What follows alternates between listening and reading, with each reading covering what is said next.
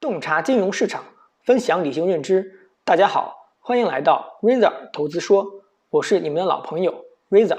啊。大家可以看到，最近呢，比特币又开始暴涨了，比特币又马上要回到10000美元的关口了，对吧？之前我们从10000美元暴跌到只有3000美元啊，几乎腿斩之后再反弹回来，这样一个非常大的波动率啊。为什么大家觉得这一次比特币会有在短短这2-3个月内就回到了将近10000美元这个价格呢？这也是我之前讲过的，就是说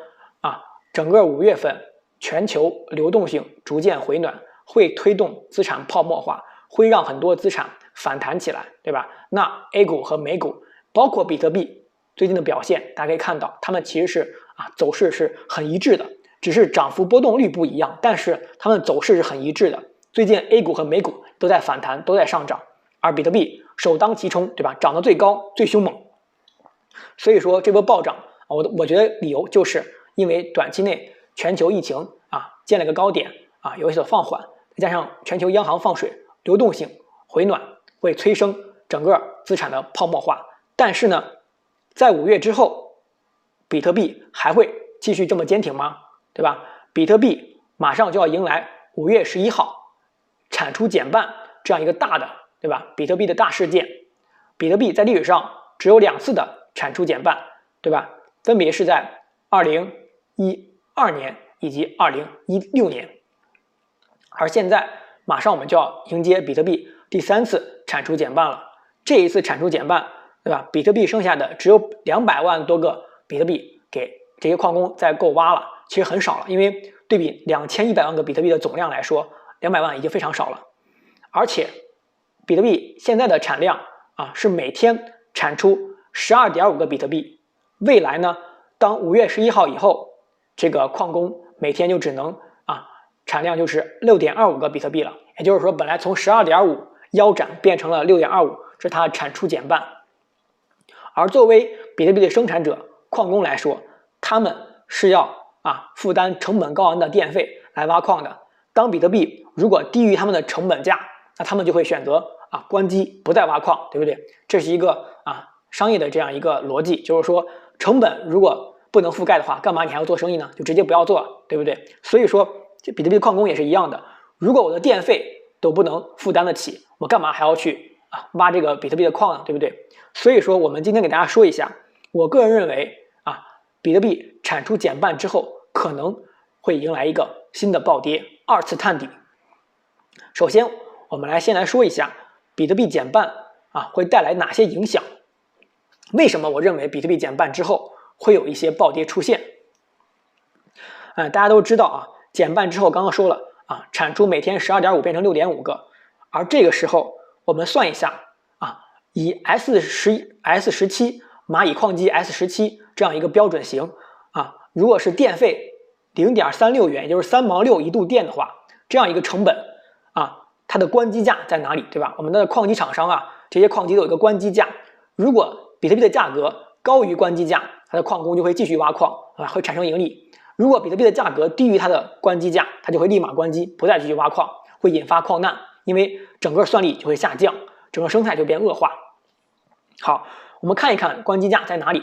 如果以最新的一代的蚂蚁 S17 以及一些神马矿机，这些矿机的成本，他们按0.36元电费来算，大多成本在3万到6万之间一个关机价。如果比特币再度跌破3万到6万人民币这个价格的话，那很多矿机就要关机了，对吧？这个时候就会引发一系列的矿难，对吧？所以说如果比特币减半之后价格下跌的话，就会有连锁反应产生。而且大家都知道，蚂蚁的 S9 矿机是曾经的一代王者，它曾经在2017年、18年以及19年占领了整个比特币挖矿市场的可以说是半壁江山。很多矿工都用蚂蚁 S9 矿机来挖矿，而自从2018年矿难以后， S9 矿机已经走了个下坡路。而现在比特币网络上还是有很多 S9 矿机在坚持着，很多矿机呢一台算力肯定不够了它需要把2台矿机拼成一台，这样一个高负荷高算力再去挖矿，可能还能有正收益。但是呢，